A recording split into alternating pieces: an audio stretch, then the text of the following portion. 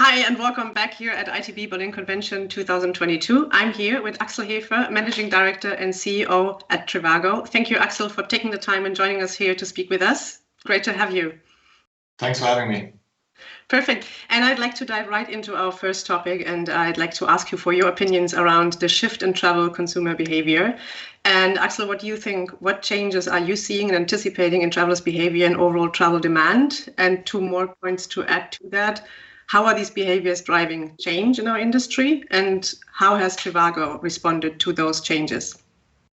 Yeah, so let's start with what we've seen so far. So far, in particular in the summer, we've seen in 2020 a strong shift to leisure destinations. So really to the beach, to the mountains, and a strong shift to apartments in the overall travel mix. And then obviously at the beginning of the pandemic, a lot of people didn't feel safe in hotels and wanted to be more on their own. In 2021, that trend in terms of destinations has continued. So a strong focus really on, on beach and mountains and very little city trips. The shift towards apartments has to a certain extent reversed. And from our perspective, that is, it's normal because the situation obviously was a bit more stable than in 2020. Plus, for hotels, it's obviously easier to add capacity than it is for apartment owners. And so what does that's what we've seen so far. In terms of destinations, a lot more local and regional travel, a lot less long-haul international, intercontinental. And so what do we expect over the years to come? For this summer, to start with, we think that the same trend will be true. Still, most countries are coming out of some form of restrictions and are lifting them or have lifted them already. So there's a strong desire to get out and to experience the world, to spend time with the family in nice destinations. So in terms of destinations for summer, we don't expect a major change, but we do think that city trips will come back this year because the experience will be basically much more similar than it used to be than it has been in the last 2 years. In terms of accommodation type, we do think that the normalization will continue. So hotels will get closer to the share that they used to have, but there is still a long-term trend where apartments are becoming more and more popular, in particular with younger travelers. So I do think that over the next couple of years, we will see a return to the long-term trend there. In terms of how we have reacted, I guess it has been a pretty crazy period, from going from normal to zero to a quite decent summer down to lockdowns again, and then returning to at least some form of travel. And I guess as a business, we had to be very flexible and react on a very, very short notice. So obvious things like marketing campaigns, we used to plan for the full year. We actually got used to do them now really on a weekly or monthly basis, and because the world is so volatile and it's not back to normal, so we don't know what will happen in autumn, and we need to stay flexible. In terms of the core product, flexible cancellation is a feature that is much more important right now than it used to be. I hope that will be less important in the future, at some point in time in the future, but for now it is very important. And then for this year specifically, I guess the one thing that is in our favor is prices are on the rise, and our core value benefit to our users is to compare prices. And so in a way that's good for us. We don't really need to react to that. That's our core. But a lot of uncertainty overall, and I guess the next years will also probably stay volatile and offer opportunities to react to movements in the market. Right, thank you. So you kind of pictured already how 2022 will play out. That's very interesting. And if you would have to pinpoint the 2 or 3 aspects that will help or hinder the travel businesses overall, which ones would that be that you would point out? Yeah, the first one is labor shortage. There is labor shortage pretty much everywhere, and it's not only in food and beverage, where I guess we experience it every day in various countries. It is in the hospitality industry more generally. It is in transportation, ground handling, transportation, so taxis, Ubers, etc. It is really everywhere, and I don't think that this labor shortage can be overcome in a couple of months. And so the labor shortage is obviously coming from is the result of various different drivers. But one of the drivers is that the travel industry has been much more volatile. So a lot of people actually have moved out of the industry. So you need to attract people to the industry again. And that might take a few years, depending on where you are and how successful you are in doing that. You will be able to benefit and have a competitive advantage over your competitors or not. The second one is I guess, prices. Yeah? So prices will be higher and have started to be higher already. And now through the dramatic events that we've experienced in the last 2 weeks, prices for transportation in particular are likely to rise further. And that will have an implication on the slope of the recovery. Having said that, we think that both of these factors are more slowing down the recovery rather than hindering the recovery. So the exact trajectory is unclear, but we do think that the fundamental recovery will start this year. Right, and you touched upon it, the industry recovery, and if you would paint the picture of how this would look like for the coming years, like the recovery of our industry, how do you envision that, and what changes are you anticipating, especially on the supply side of travel, and what do you think will change for good? And also at the same time, very interesting to understand what do you think will simply stay the same? Yeah, so once things are back to a new normal, I think a lot of the changes that we've seen will go back to where we started. So consumer preferences don't really change that quickly. There are certain long-term trends. I mean, more awareness for sustainability, for example, but those trends really have an impact over a longer period and not very abrupt. I do think that in the recovery, it's impossible to predict the exact recovery.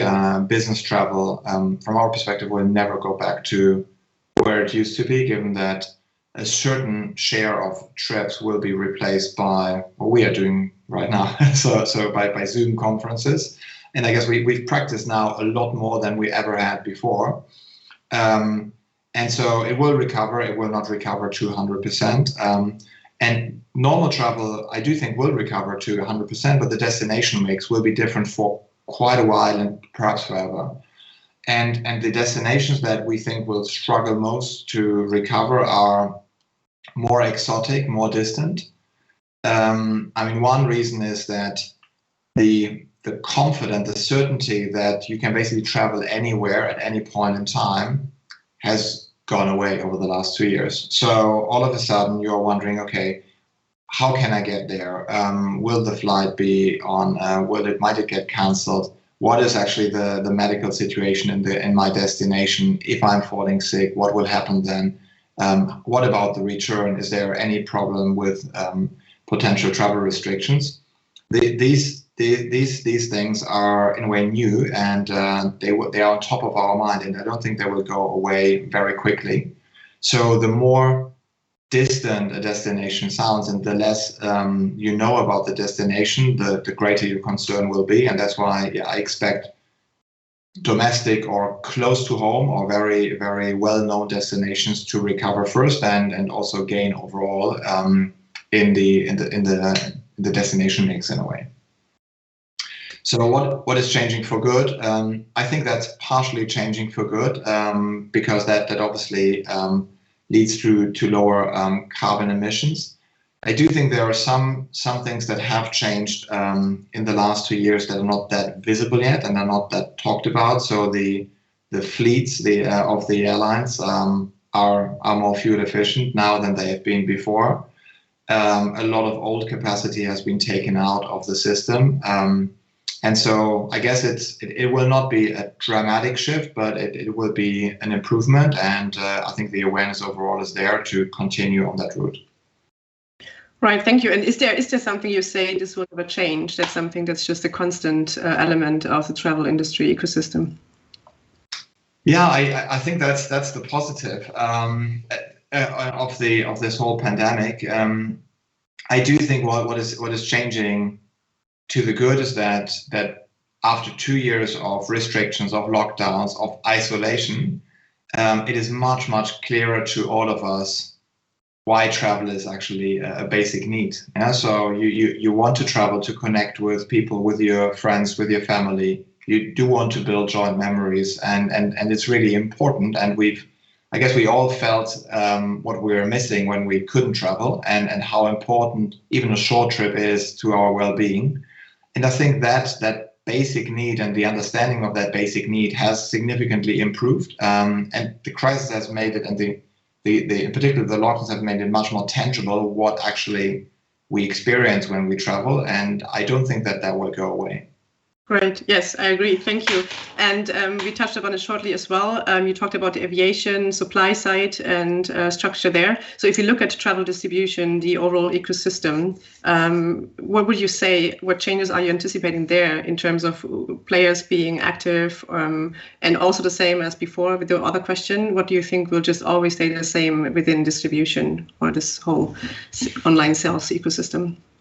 Yeah, I do think that that what we've seen actually across many industries, there has been an acceleration of the digitalization of the industry in terms of distribution, in terms of internal processes. So a lot of hotels now allowing for online check-in, then a key on your phone, etc. So basically taking out manual process steps, and that I think will continue to be a big trend, in particular with the labor shortage that everybody is facing. So the more you can automate and the more you can move actually to digital processes, the fewer people you need, and the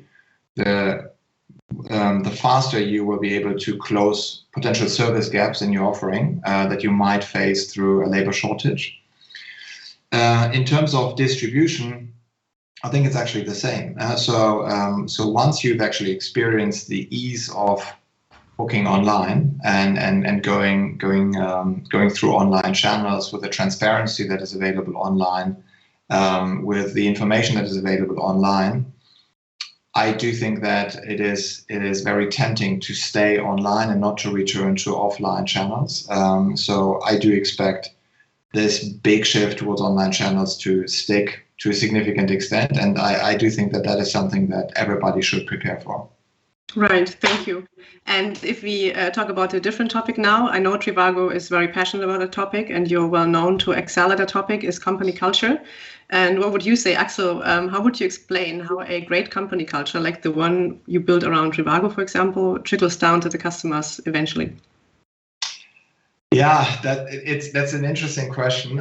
It's not that easy to answer, because what a great company culture leads to a lot of passionate people that really care about the customer, and that do everything they can to basically improve the offering and the service to the customer. And I guess the customer doesn't see the reason for the good product and the good service, but is experiencing just the quality of the service. And that's ultimately what the output of a great culture, a great team, and a great dynamic in a company is all about.